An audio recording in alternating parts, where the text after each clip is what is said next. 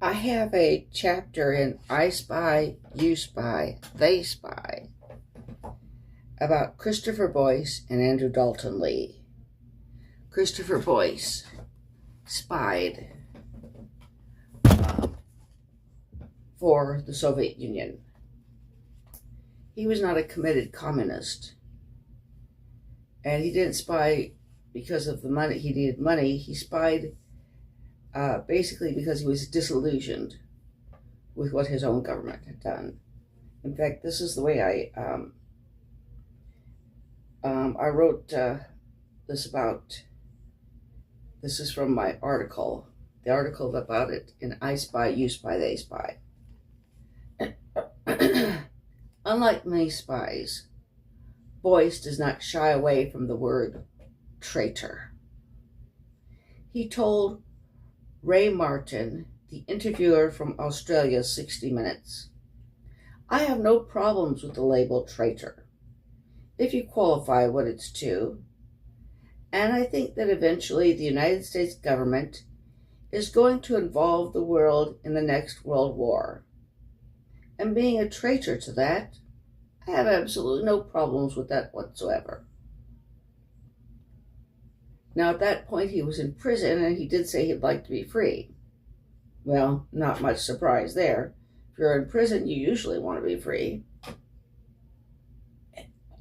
Yeah. Okay. But it's an interesting thing. I remember that old saying, my country, right or wrong.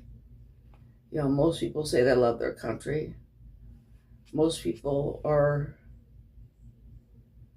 very, proud of being loyal to their country. Christopher Boyce was not. He figured he'd been born in the United States. He couldn't help where he'd been born, so he didn't feel like he owed it any loyalty.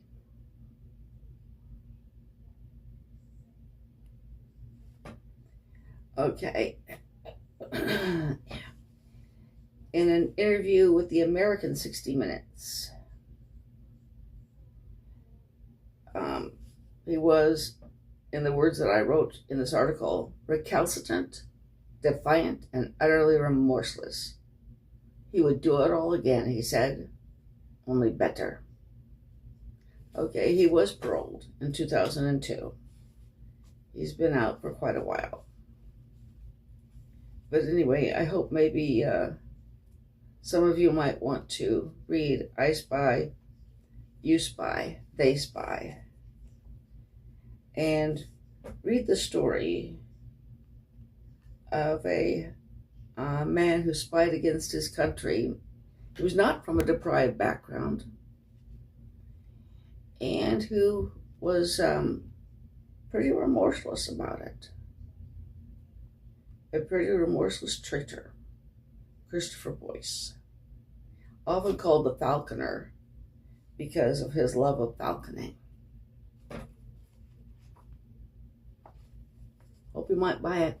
I Spy, You Spy, They Spy.